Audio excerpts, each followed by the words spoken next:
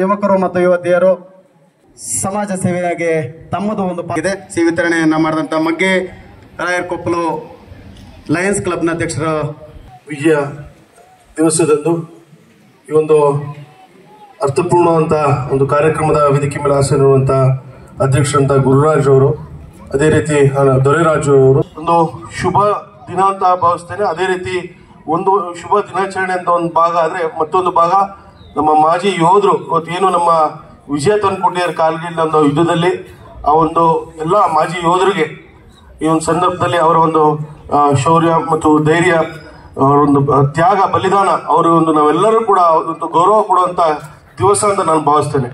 ಅದೇ ರೀತಿ ಇವತ್ತಾಗಲೇ ನಮ್ಮ ದೊರೆರಾಜ್ ಅವರು ಹೇಳ್ತಾ ಇದ್ರು, ಕಾರ್ಗಿಲ್ ನಮ್ಮ ಏನು ವಾರ್ ಮೆಮೋರಿಯಲ್ ಹಾಲ್ ಇವತ್ತೇನು ಬೇರೆ ಎಲ್ಲೂ ಕೂಡ ನಮ್ಮ ರಾಜ್ಯದಲ್ಲಿ ಬೆಂಗಳೂರು ಬಿಟ್ಟರೆ ನಮ್ಮ ಹಾಸನದಲ್ಲೇ ಇರೋದು ಅಂತ ಬಹಳ ಹೆಮ್ಮೆ ಆಗುತ್ತೆ. ನಮ್ಮ ಹಾಸನ, ಅದು ವಿಶೇಷವಾಗಿ ನಮ್ಮ ಹಾಸನ ಜಿಲ್ಲೆಯಲ್ಲಿರುವಂತಹ ಮಾಜಿ ಯೋಧರು, ನಾನು ಕೇಳ್ಪಟ್ಟೆ ಆಗಲೇ ಸರಿಸುಮಾರು 4,000ಕ್ಕಿಂತ ಹೆಚ್ಚು ಮಾಜಿ ಯೋಧರು ನಮ್ಮ ಹಾಸನ ಜಿಲ್ಲೆಯಲ್ಲಿ ಇದ್ದಾರೆ. ಆದರೆ ನಮ್ಮ ಒಂದು ನಮ್ಮ ದುರ್ಭಾಗ್ಯ, ನಮ್ಗೆ ಇನ್ನೂ 1,800 ಮಾತ್ರ ನಮ್ಗೆ ಇಲ್ಲಿ ಮೆಂಬರ್ಶಿಪ್ ಆಗಿರೋಂಥದ್ದು. ಹಾಗಾಗಿ ತಮ್ಮ ಮೂಲಕ ನಾನು ಮನವಿಯನ್ನು ಮಾಡ್ತೇನೆ, ಯಾರು ಮಾಜಿ ಯೋಧರಿದ್ದಾರೆ ಎಲ್ಲರೂ ಕೂಡ ಬಂದು ಈ ಒಂದು ನಮ್ಮ ಸಂಘಕ್ಕೆ ತಾವು ಕೂಡ ಎಲ್ಲ ಒಂದು ಮೆಂಬರ್ಶಿಪ್ ತಗೊಂಡು ಏನು ಇಂಥ ಒಂದು ಕಾರ್ಯಕ್ರಮಗಳು ನಡೀತಾ ಇರುತ್ತೆ ಆಗುಗಳೆಲ್ಲ ತಾವೆಲ್ಲ ಕೂಡ ಎಲ್ಲರೂ ಒಂದು ಕಷ್ಟ ಸುಖಕ್ಕೆ ಭಾಗಿಯಾಗಬೇಕು ಅಂತ ತಮ್ಮೆಲ್ಲರೂ ಕೂಡ ಮನವಿಯನ್ನು ಮಾಡ್ತಾ, ಈಗಾಗಲೇ ಹಲವಾರು ವಿಚಾರಗಳನ್ನ ಹೇಳಿದ್ರು.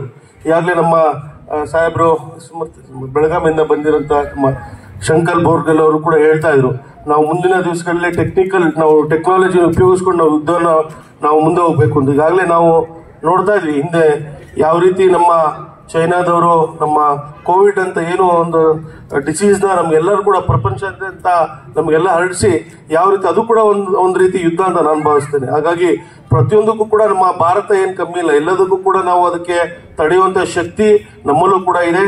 ಅದೇ ರೀತಿ ಯೋಧರು ಕೂಡ ಏನು ನಮ್ಮ ಪಹಲ್ಗಾಮಲ್ಲಿ ಆಗಂತ ಒಂದು ದುರ್ಘಟನೆ ನಮ್ಮ ಭಾರತೀಯರಿಗೆ, ಅದು ವಿಶೇಷವಾಗಿ ಮಹಿಳೆಯರಿಗೆ ಮತ್ತು ಎಲ್ಲರೂ ಕೂಡ ಒಂದು ಅನಾನುಕೂಲ ಆಗಂತ ಕೆಲಸನ ನಮ್ಮ ಭಾರತವನ್ನೇ ಒಂದು ಬೆಚ್ಚಿ ಬೀಳಿಸುವಂತ ಕೆಲಸ ಆದ್ರೂ ಕೂಡ ನಮ್ಮ ಭಾರತ ಸರ್ಕಾರ ಇರ್ಬೋದು, ನಮ್ಮ ಎಲ್ಲ ಯೋಧರು ಒಂದು ಏನು ಆಪರೇಷನ್ ಸಿಂಧೂರ್ ಅಂತ ಮಾಡಿ ಅವ್ರನ್ನೆಲ್ಲರನ್ನ ಮೆಟ್ಟಿ ಇಳಿಸುವಂತ ಕೆಲಸನ ನಮ್ಮ ಭಾರತೀಯ ಯೋಧರು ಮಾಡಿದರೆ ಅದಕ್ಕೂ ಕೂಡ ನಾವೆಲ್ಲರೂ ಕೂಡ ಗೌರವ ಕೊಡೋ ಕೆಲಸನ ಮಾಡಬೇಕು.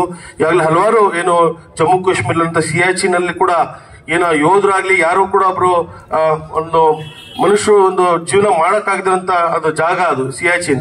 ಅಲ್ಲಿ ಆಕ್ಸಿಜನ್ ಬಹಳ ಕಮ್ಮಿ ಇರುತ್ತೆ, ಅಲ್ಲಿ ಉಸಿರಾಡೋಕ್ಕೂ ಕೂಡ ಬಹಳಷ್ಟು ಕಷ್ಟ.